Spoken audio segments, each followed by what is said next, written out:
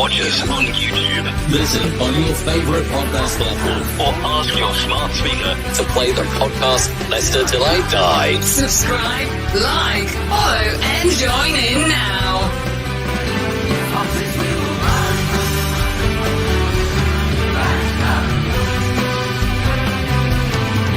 Start with Chris, add a dash of sport, squeeze in some music, then shake, don't stir. And you've got the ultimate blend, LTID, with your host, Chris. Hello, good evening, good afternoon, good morning, good day, good night. Hello, how are you all? Welcome along to what is going to be an exciting weekend. New manager in. Unfortunately, it's Manchester City we're playing, but you can't have everything.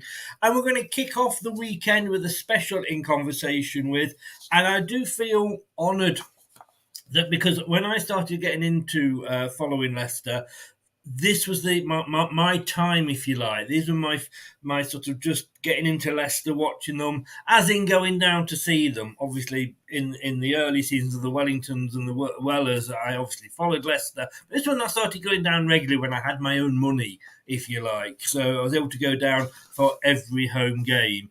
And this guy was one of those players that was here for from 1980 to 1982. Had a bit of a varied career. We'll talk to him about that.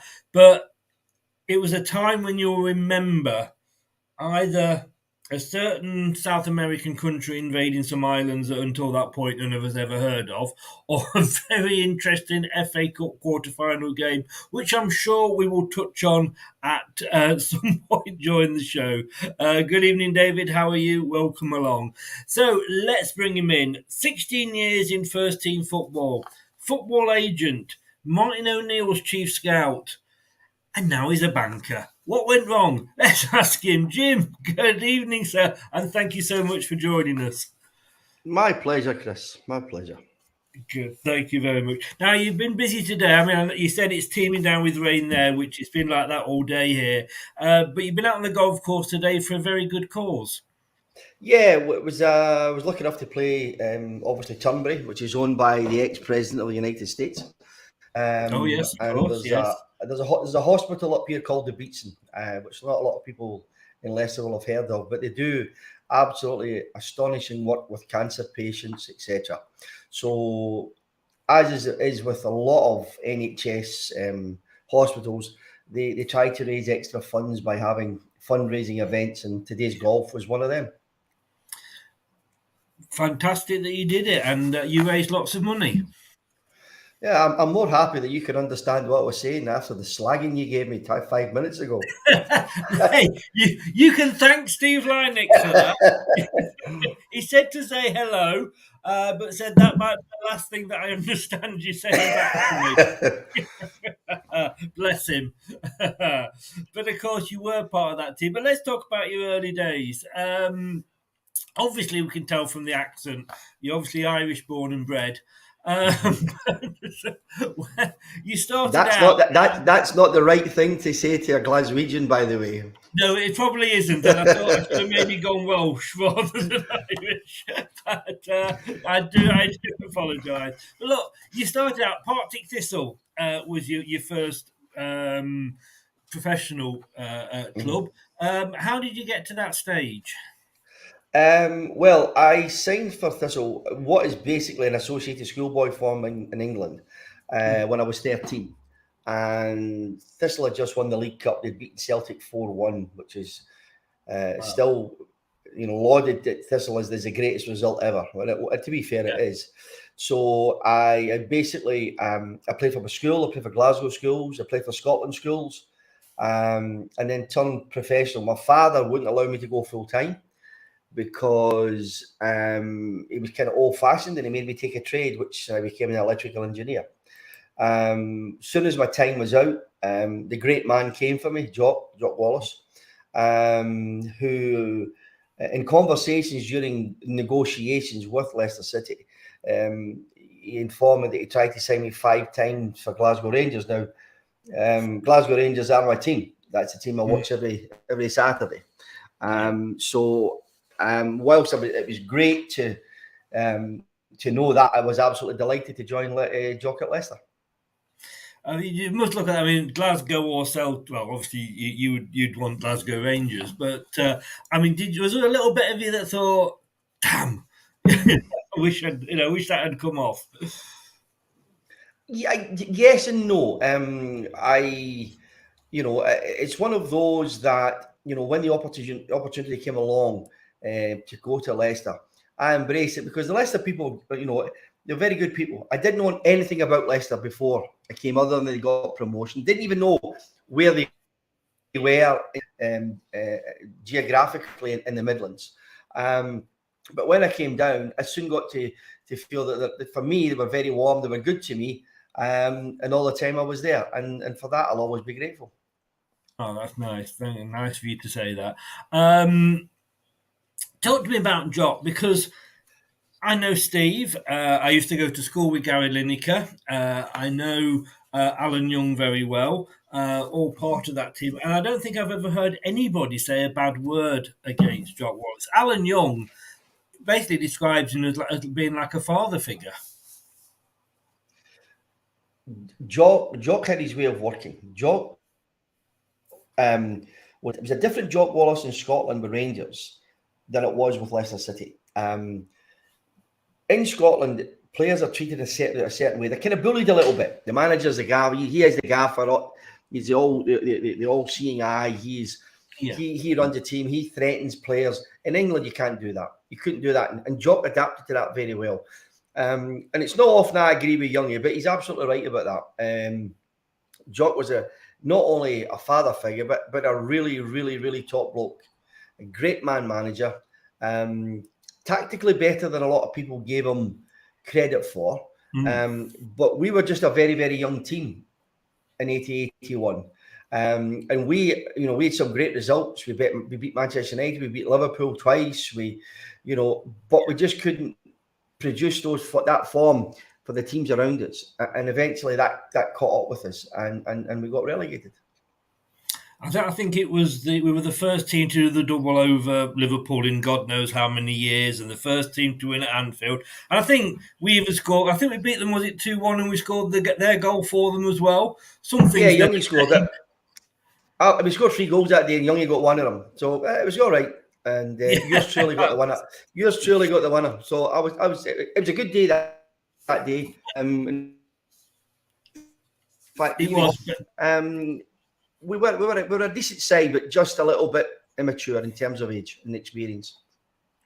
It was an exciting time to watch, though, and I mean, the promotion year and getting up there, unfortunately coming, back down so soon. But like you say, maybe we just went up a season too soon, do you think? It's hard to tell. I think that football was, as an industry, was stronger. You had more good teams than there is now. You get teams at the top of the English league, top of the Scottish league, top of the Dutch, the Italian, where they dominate. And that's all down to, obviously, the influx of cash into the game. But there was a great many more footballers playing the game. There was a great many more footballers of similar ability. So your choices were far greater in that time than it is today. Now it's just you fire out the biggest paycheck and away they go. Simple as that. It's all about money. It's not about. I've said this before. I don't think that football fans really identify with players, and they don't connect with players the way they used to. Players are, the wages the salaries that they get now, they are chief executives of their own company, basically.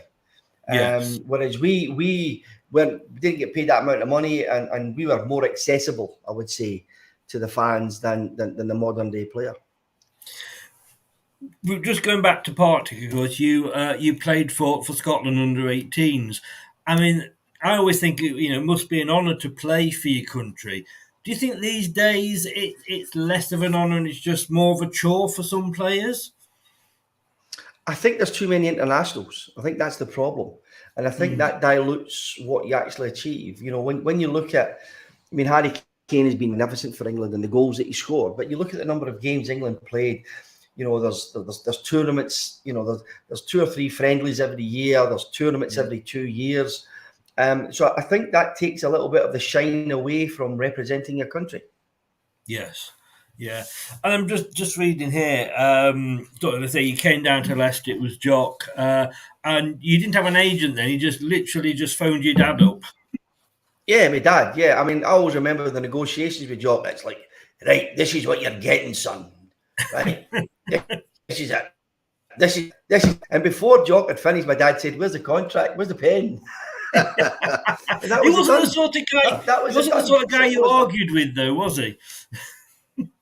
No, he wasn't, but he was dead fair. I mean, that's the crazy thing about it. I mean, you got to remember that I was part-time. I was on £100 a week, and I was on £2.40 as an electrician, right? And for a 40-hour week.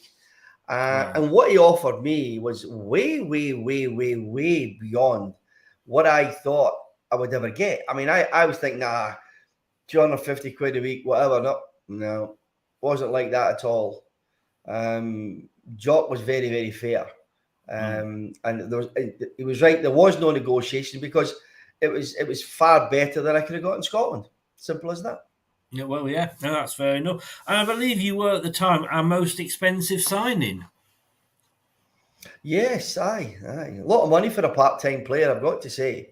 But Jock felt that was worth it.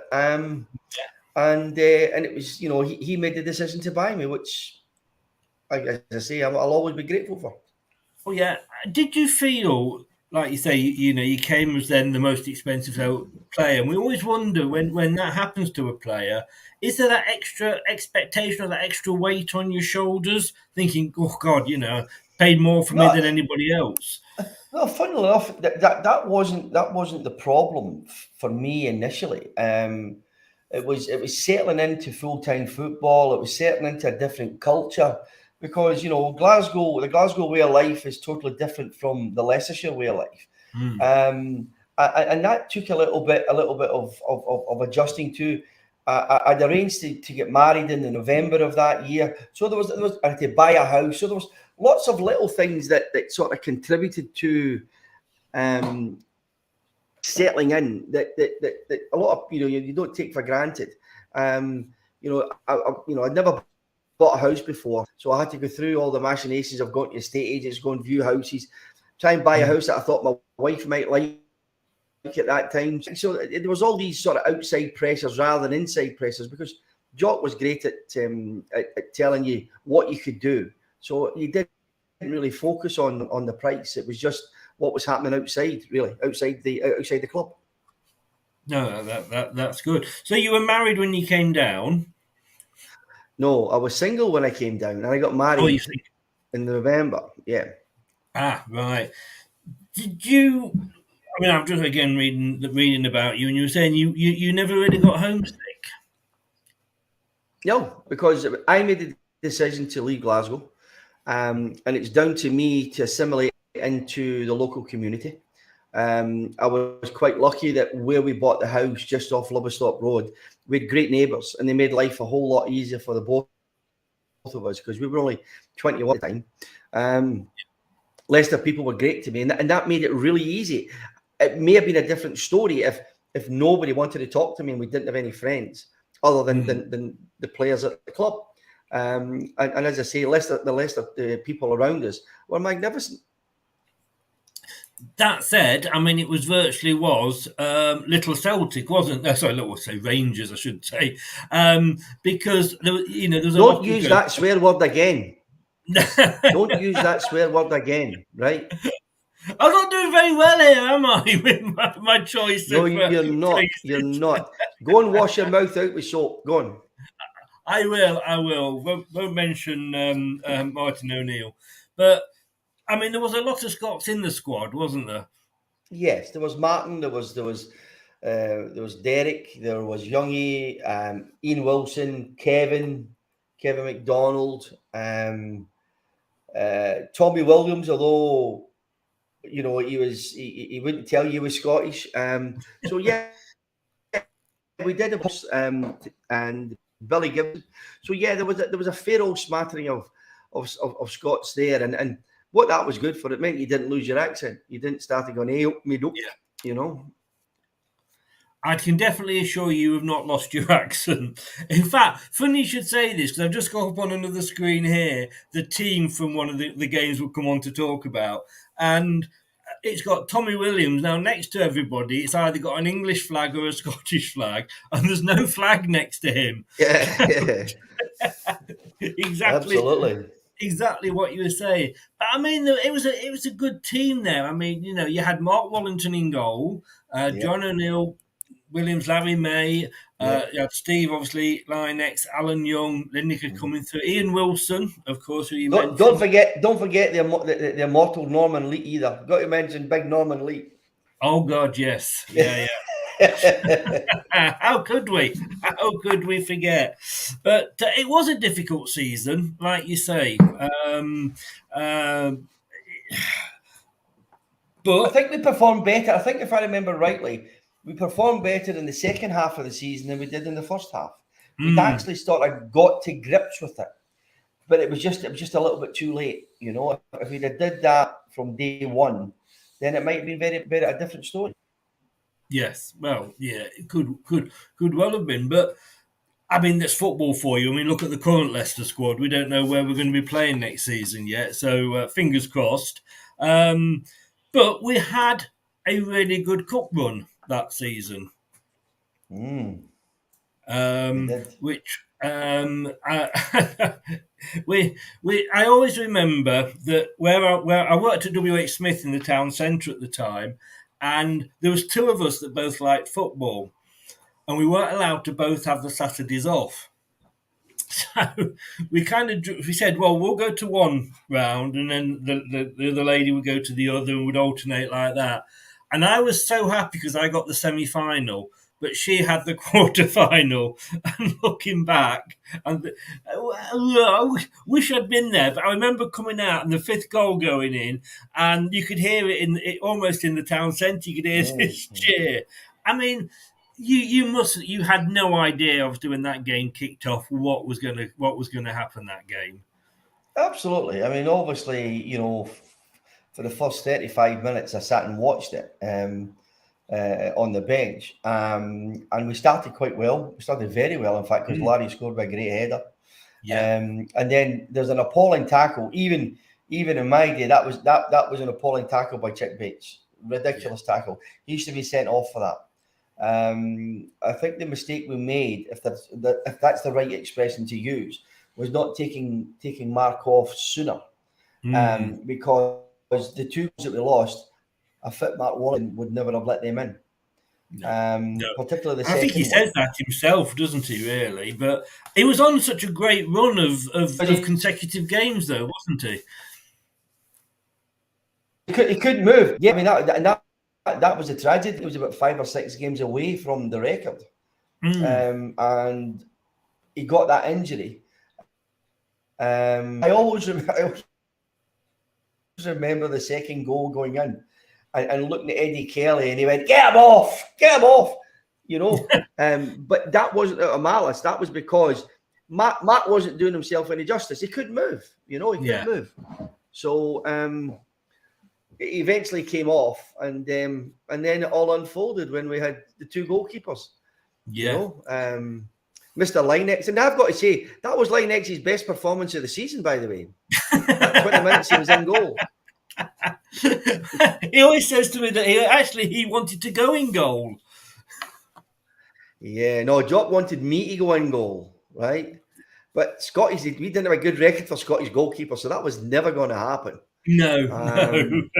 Well, he was a goalkeeper himself, wasn't he, Jock Wallace? Absolutely. You know, so... you know, Youngie got injured, he banged his head, whatever he did. Stevie went in goal. Youngie then made a miraculous recovery, came down the tunnel, went back into goal. Stevie came out, the first thing he did was cross the ball and I scored the third goal. That was it. We never looked back from there. When that was happening, did all the players that didn't want to go to goal sort of start not trying to make eye contact with Jock? No, we disappeared. We disappeared over the other side of the park, so we couldn't hear anything. Yeah. So I think, is that your name he's shouting? No, I think it's yours. I think it's fine. I mean, it was really the most amazing game, wasn't it? You know, I mean, and you got 2 in that game. I did, yeah, I did. Yeah, I got a header at the end as well. So yeah, it was. It's one of the best games I've ever played in because it had everything. You know, I mean, I think you probably know that Mark Bishop wrote a book about it. And he kindly asked me to do the foreword for him. And by the way, the foreword is all my own work, all that posh, see all the posh words and the correct grammar. That was me. You know, and it's the book has done the game it's been worthy of writing it because it was a great day. It was a great event. A lot of people, I'm guessing, would still remember it. You know, young boys to old men. You know, it was the best. I mean, the atmosphere that day was absolutely unbelievable, and we got the right result at the end. I mean, the watch is on YouTube. I watch it regularly, and it is. There's certain games. I suppose for everybody there, it was one of those "I was there" moments. You know, absolutely. I often say that with the 5-3 over Man United and the first Champions League game with my son.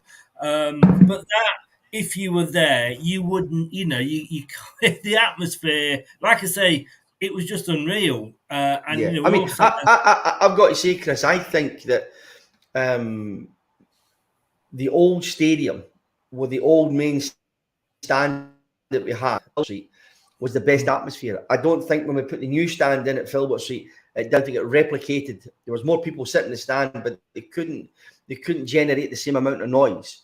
And the new stadium, again, I think a lot of this is down to the modern fan. I think that modern fans in the past, modern fans, our older fans, they raised our game. They cheered us on. And they're shouting and made a good atmosphere, and that G'd us on. Now they're sitting back to a degree, and they're saying, like, show me something good before I cheer.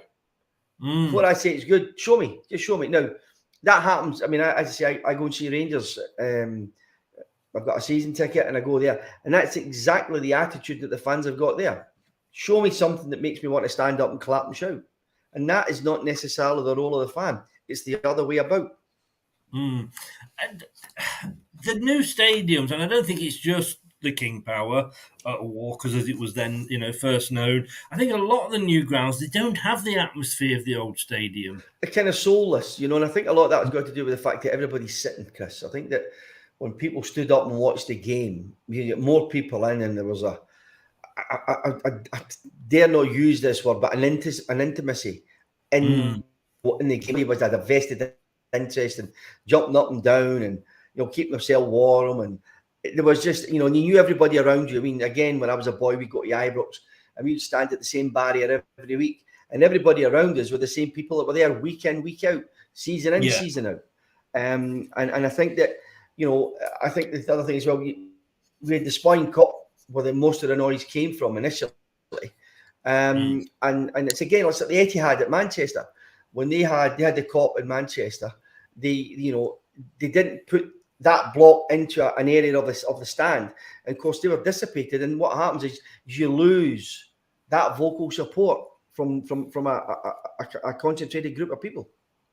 So there's obviously all talk always about standing areas coming back, and don't get me wrong, I totally understand why it went down that route and the decisions that led to that, but I think let me ask you a question. You're saying that, but let me ask you a question, particularly about Hillsborough. If the fencing wasn't there, how many people do you think would have died? I'm thinking none, because they'd have all got overspilled. In the old days, none. There may be some minimal casualties, but yes, the thing that caused the problem that day was they couldn't get out. And the crush was taken from the back, and it was up against the fence. It was in the tunnel, and if that was allowed a bit of free movement, then you might have found that certainly a lot of people may have got injured, but not necessarily were killed. No, you're quite right. And the problem is, I mean, I'm 62 now. I'm getting ready for me coffin. But I see it these days. I mean, recently you had fans running on and attacking Patrick Vieira at Everton, and sometimes I think, and I'm not blaming football fans. Obviously, I'm a football fan myself, but there's always that one idiot that will ruin it for everybody else. Of course there is. And that's the one you can't legislate for. You can't, you can with the best will in the world, you can prepare for most scenarios. Yeah. But if there's a random, you've got no choice. You don't know what he's going to do. No. Simple as that. No. And by the way, you're 62. Yeah. Do you want me? I'll tell you, I'll recommend you my plastic surgeon. How about that? I've asked for that. Don't show. I'll have to take it on the chin or what there is of it anyway. But fair play, mate. Fair play.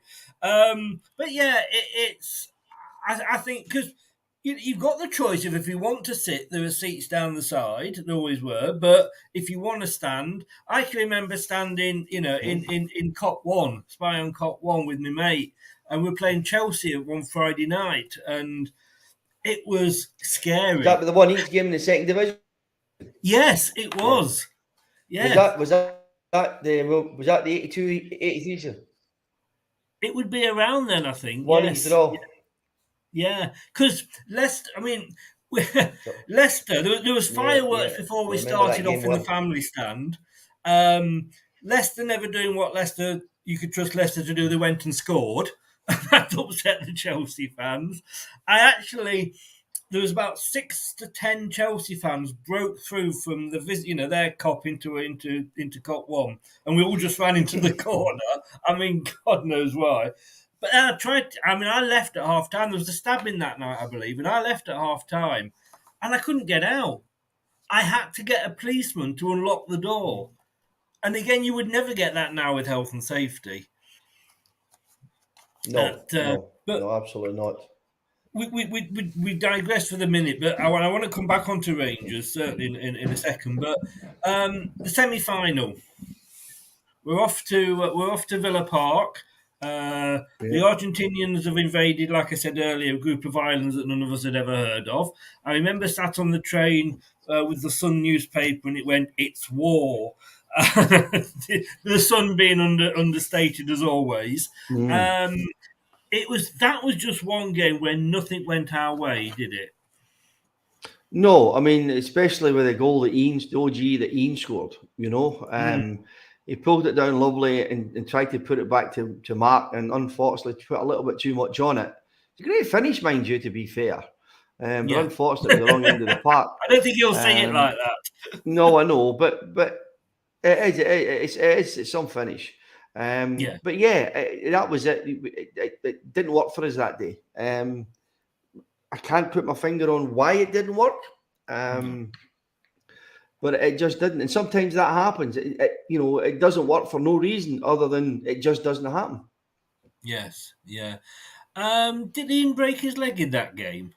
No, Tommy Williams broke his leg. Tommy Williams, that was it. Yeah. And of course, you came on. It says here you replaced Alan Young. Yeah, I got 20 minutes or something that day. I scored the second goal. I came on just before the second goal, if I remember rightly, because that was virtually the first kick of the ball that I had when we took the centre. But it didn't work for us, and there's nothing worse than getting beaten in a semi-final. Getting beaten in the final is bad enough, but at least you've got there and you've tried. But to get beaten in the semi-final, you've got the taste of the final in your mouth, and then you lose, and that's it. And and the crazy thing about it was that if we got to the final, we'd have beat QPR, because QPR beat West Brom in the other semi-final at Highbury, if you remember. And I think we'd beaten QPR a couple of times that season, both home and away. And certainly at home we beat them 3-1. But it was a big disappointment. These days, and I really don't agree with this at all, but the semi-finals obviously in these days are played at Wembley. Now, surely to me that even as a fan, I don't want to go to Wembley to watch my team unless it's in a final. I mean, that was it. I mean, Wembley was a showcase. That was where everybody wanted to play the FA Cup. But having said that, I think that a lot of foreign managers have devalued the FA Cup by not playing the first 11. I think that they protect the squad. I mean, I don't quite this rotation carry on. As a footballer, you want to play in every game. And I don't think that footballers today want to play in every game. They're quite content to play 1 and 3 or whatever it is. And this rotation, all rotation tells me is the manager doesn't know who his best team is. Because if you look in the past, if you look at the teams who win the league, they normally use the least number of players. Because what they've done is they've allowed their team to build up form and momentum. I don't think you quite get that in the game today. I don't think that the game's changed, but there's no doubt about that, And there was no such thing as the good old days, because we had our issues in that day as well. But I just think that my generation of players could do things that the modern generation can't do. But what I will say is that in terms of explosive power and pace, they're quicker and bigger than us. I don't think they've got the longevity in the legs that we have in terms of being able to run about the park for 90 minutes. And most certainly of all, the vast majority of them only can pass the ball the way they're facing. I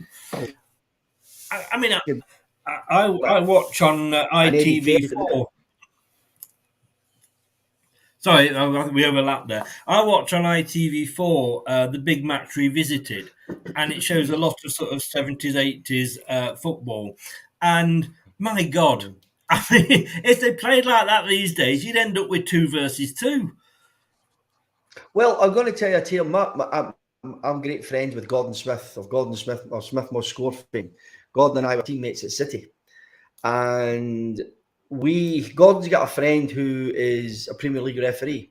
And a couple of years ago, just before the pandemic, we were talking about the game today. Now, I think that referees have forgot one fundamental, right? And that's this, is that we can play football without referees. They can't referee without football. And they think they are an integral part of the game, and they're not. They're arbitrators. They're there to make sure that everybody behaves themselves. But I took out a DVD of one of the old games, and I said, right, okay, I'll tell you what I'm going to do.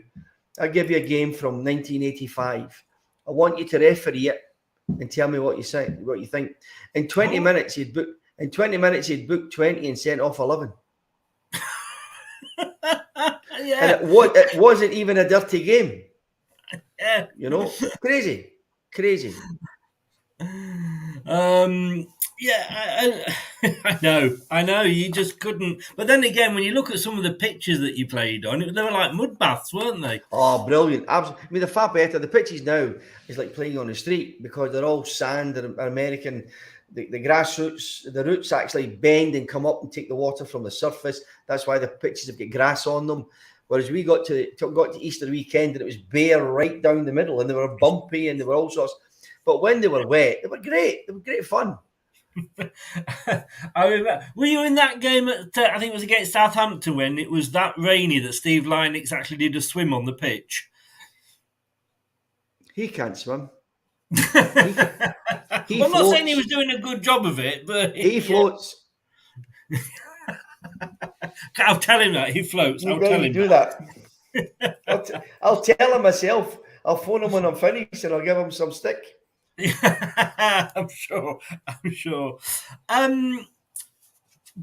you there when Jock left, or did you leave after Jock left?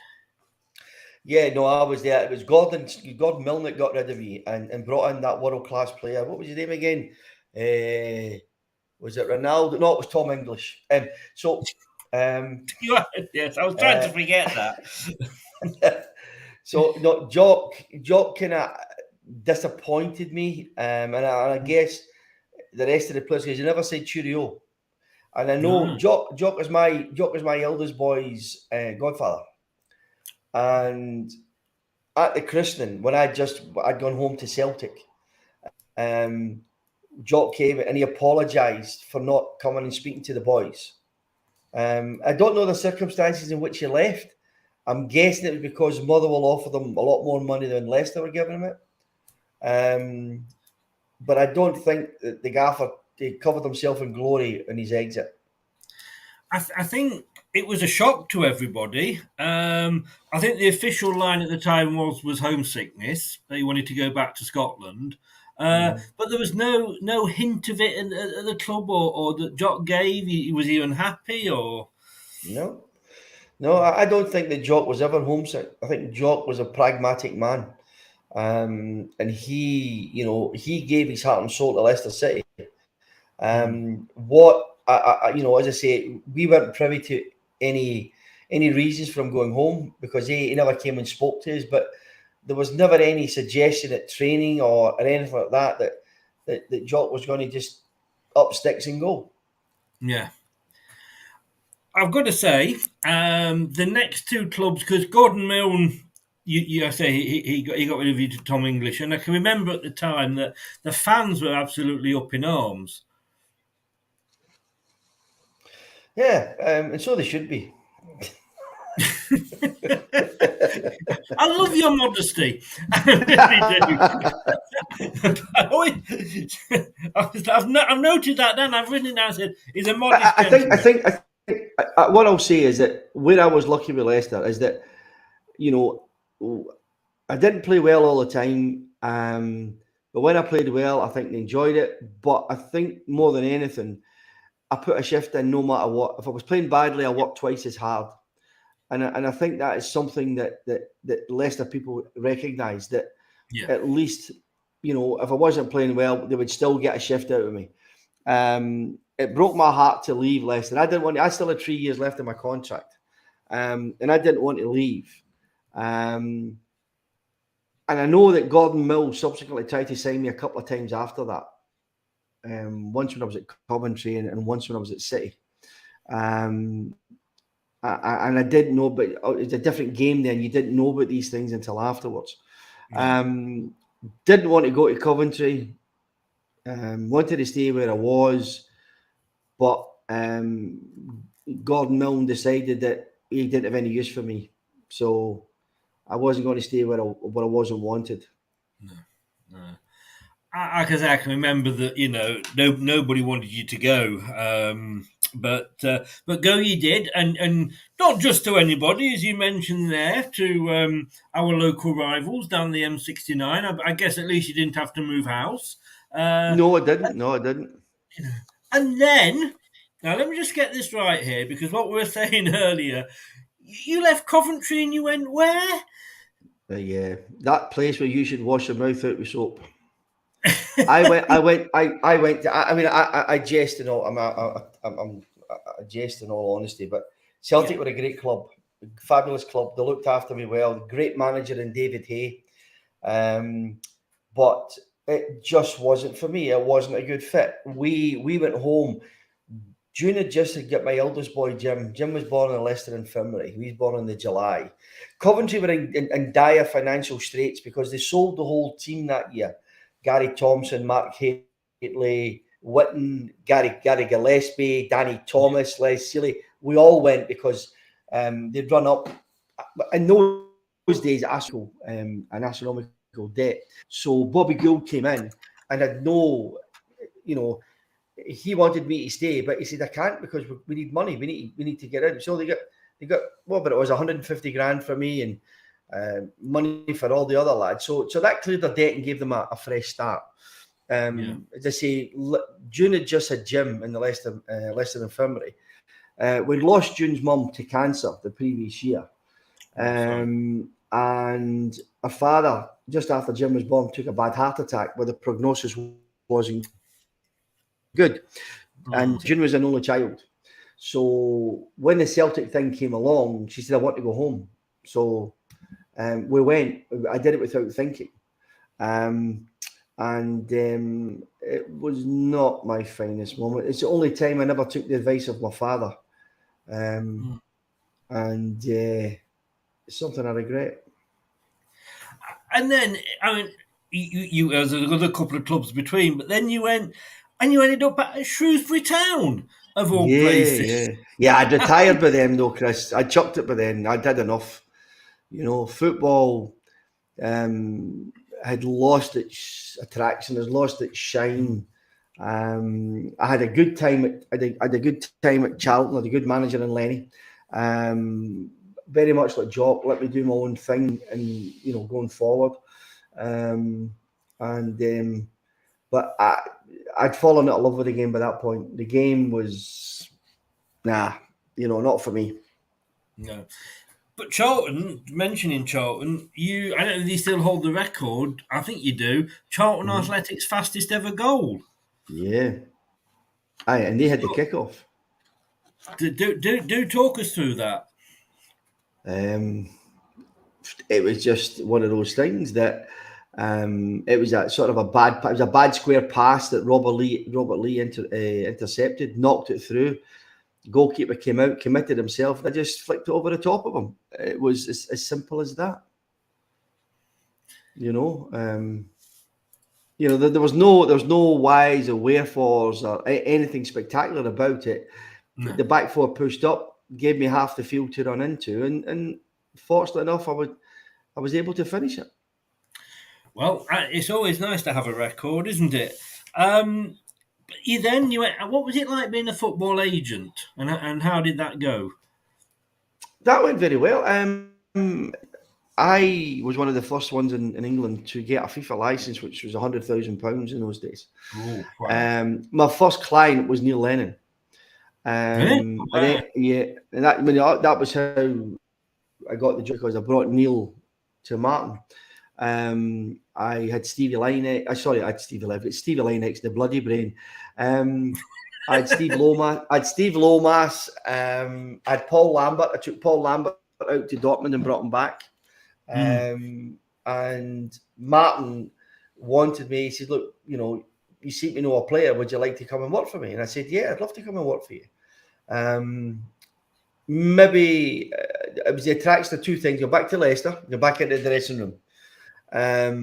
Great set of lads, funny, and what I'll say is that, whenever I walked into the dressing room with the players, they never stopped talking, and to me that was a sign of respect, that they knew that I wasn't going to say anything. Loved my time there. Martin went back to Celtic. Eldest boy, 2000, Jim would be 18. He was ready to go to university. So we didn't want the upheaval of going back up the road. Having already been bitten once by the Celtic thing, I wasn't going to let me get bit twice. So I didn't go home. No, again, job of a chief scout. Are you out every week watching football? Well, not every week, every night almost. Every night of the week. Yeah, absolutely, absolutely.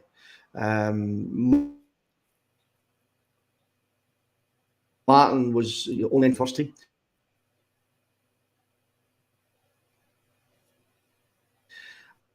I guess somebody picked up from club. Gone. Yeah. Oh, can you still hear me? I can. Yeah. Still hear me, Chris? No? Yeah.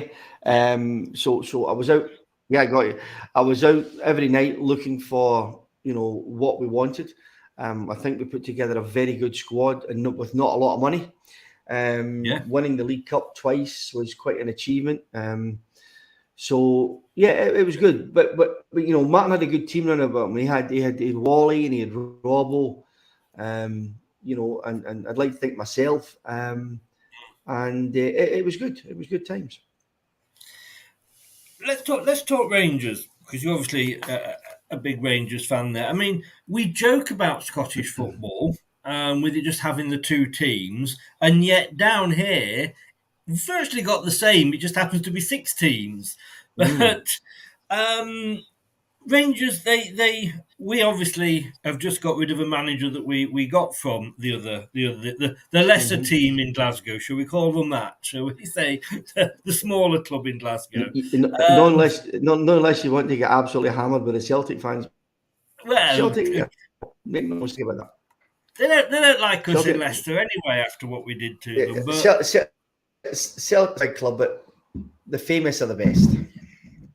Well, what was it? Because of course when we look and say, oh, look what Rodgers did when he was there and all the trophies, but most of his time there, Rangers weren't even in the same division. Absolutely, Rangers went through a liquidation. Yeah. They had to restructure. They had to come back. They were relegated to the lowest divisions. But don't take away anything from what Brendan achieved, because he still had to achieve it. He still had to win the League Cup, the Scottish Cup, the league. Winning the trebles. He still had to do it. There were still teams there that whilst they're not as good as Celtic, they still had to go. You can only beat what you've got in front of you, Chris. Yeah. And he did that very well. He did that very, very well. But the problem with, as you say, the problem with Scottish football is a very, very small pool. There's two teams. I mean, we're now reached a situation in Scotland where in the past it was beating Celtic or beating Rangers as long as you beat everybody else.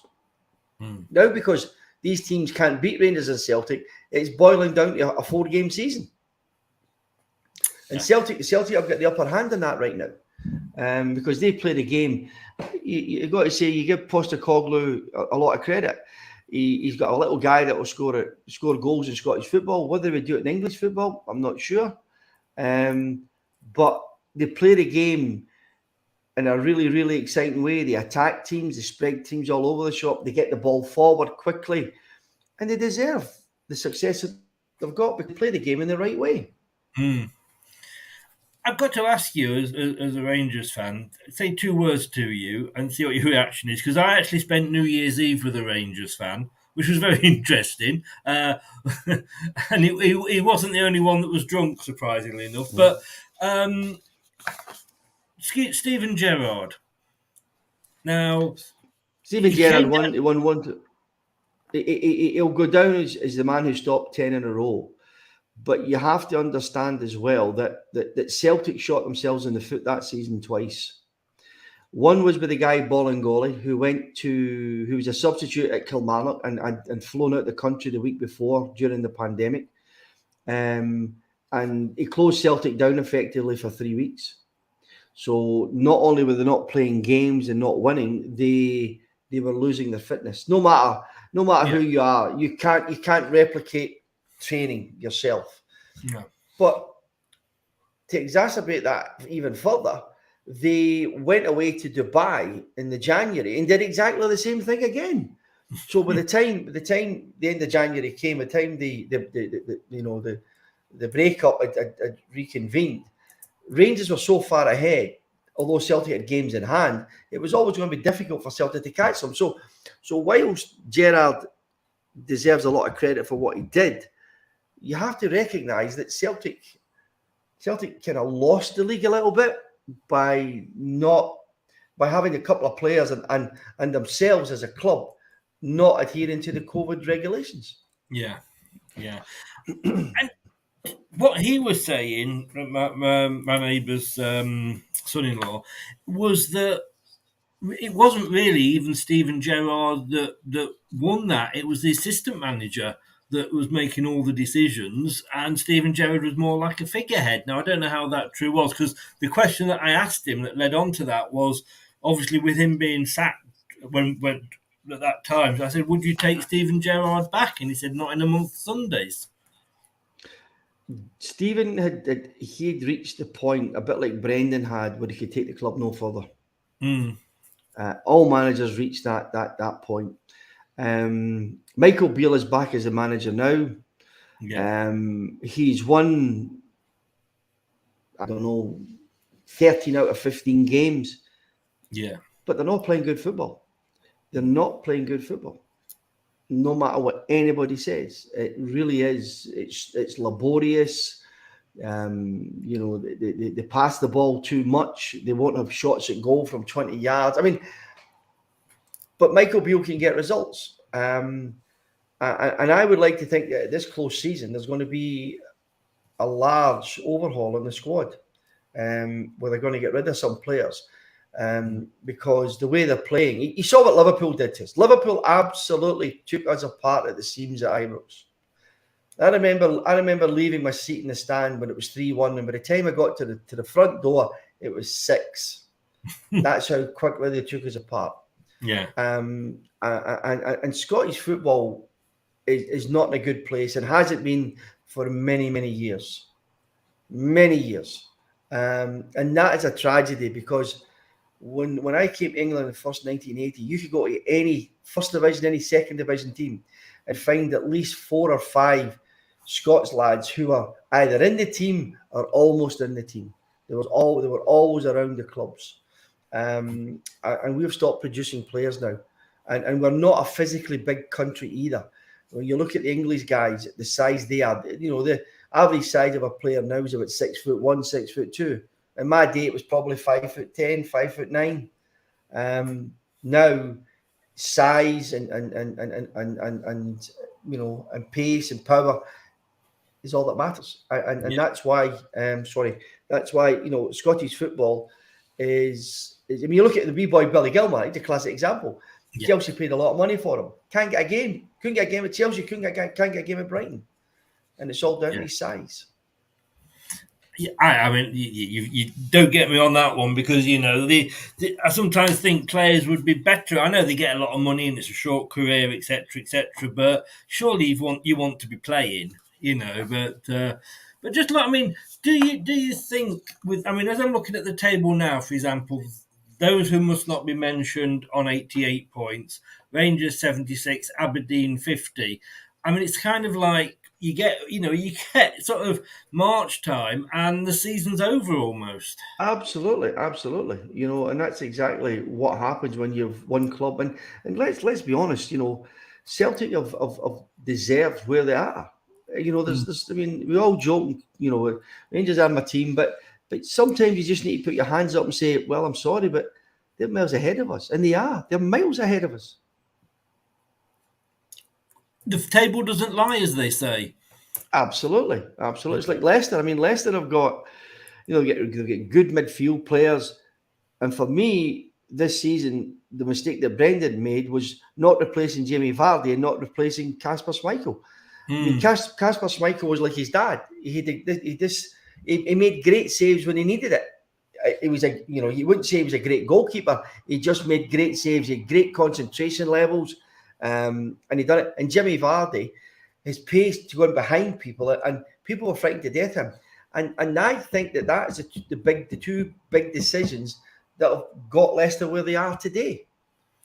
Do you think we held on to him too long, Brendan Rodgers? Brendan's he's a disciple of a friend at Roma, the old Chelsea manager. And he works in a 3-year cycle. If you look at Mourinho and all his clubs, he has a good season. He had a really good season. Then it starts to slip, and then it falls apart, and he gets a sack in the third season or the fourth season. Brendan is a big disciple of his, and I think that the working model he has is similar to that. And I think that if Leicester City were going to get rid of Brendan, they should have got rid of him earlier in the season rather than now. Yes.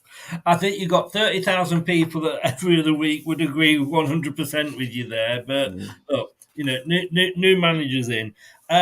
Scotland, just to finish on now. Scotland, Euro 2024, great start for you. Not interested. Does it not interest you at all? No. Not interested. Not interested in the Scottish team at all. It's a lot of people, because I used to watch all England games, and then I can remember when Sven was England manager, one game, it was Australia, and he made 10 changes at half time. And you're thinking, like, what is the guy learning from this? And like you said earlier, there's too many games. It's all about money these days, isn't it? Yeah, absolutely. Everything's about money, and everything's geared to the big clubs, so that the big clubs are successful, the big clubs progress in and whether it's the FA Cup or whether it's the Champions League, it's all about getting the big guys in, the big guns into the latter stages of these. Because it's like Manchester City. I had some friends went down to Manchester City to watch them play Bayern Munich. It cost them £1,400 a head for hospitality. £1,400 a head for hospitality.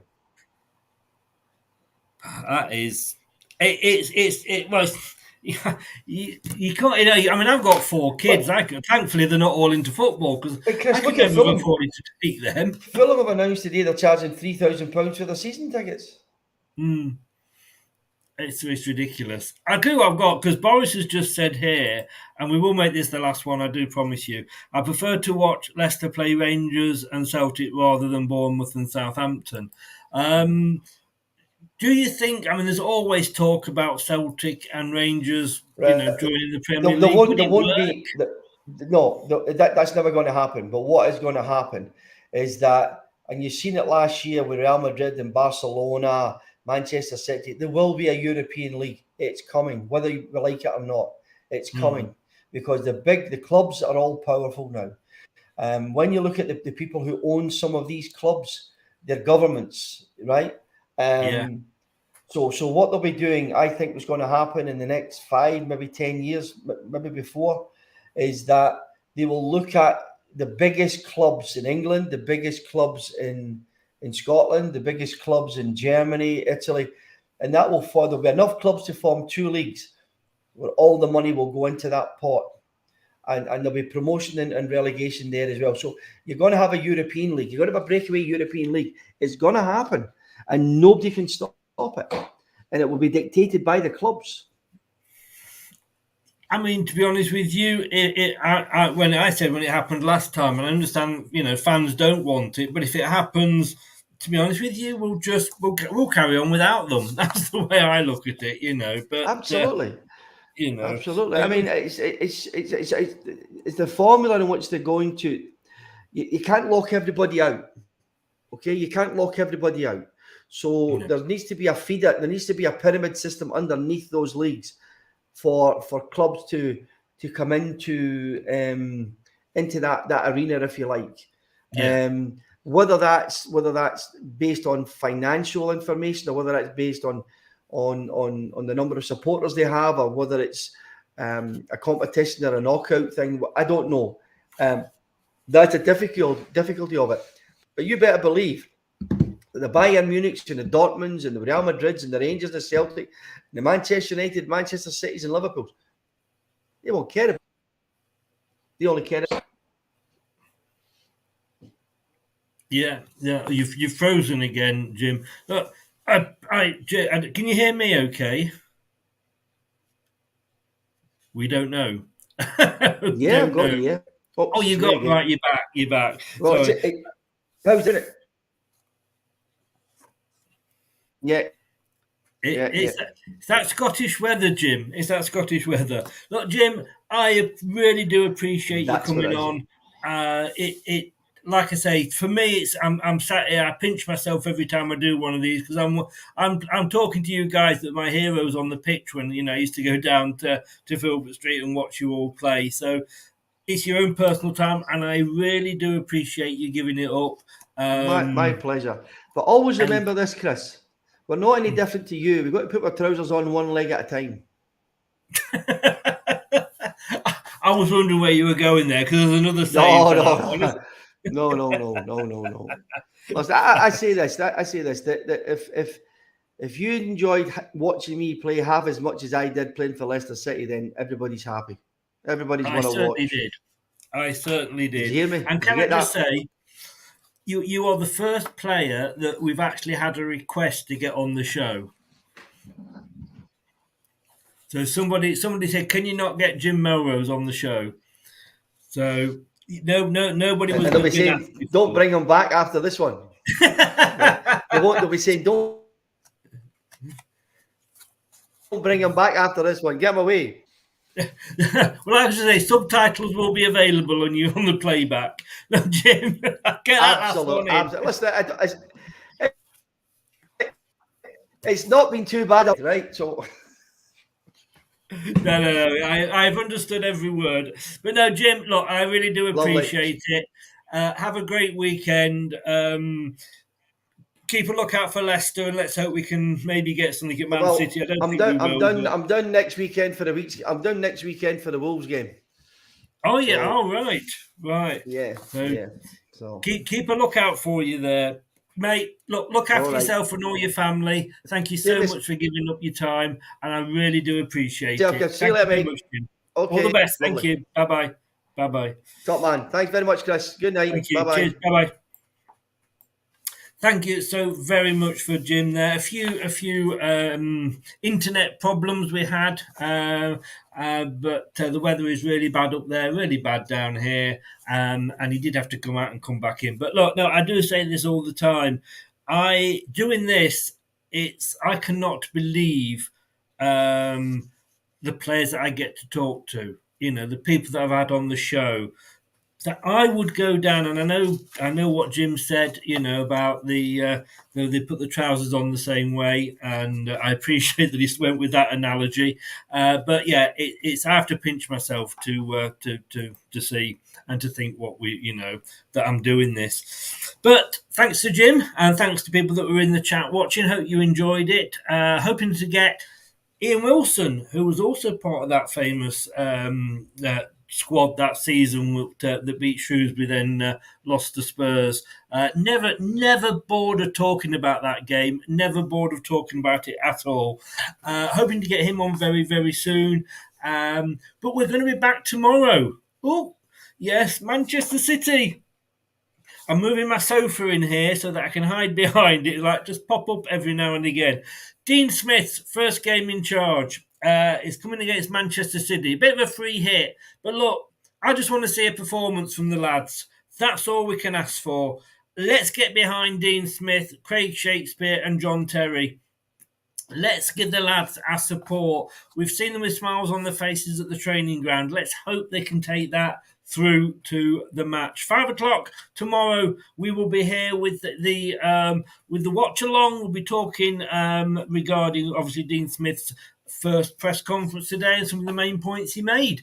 Thank you so very much for joining me. I really do appreciate it. Look, this has been LTID TV. I've been Chris.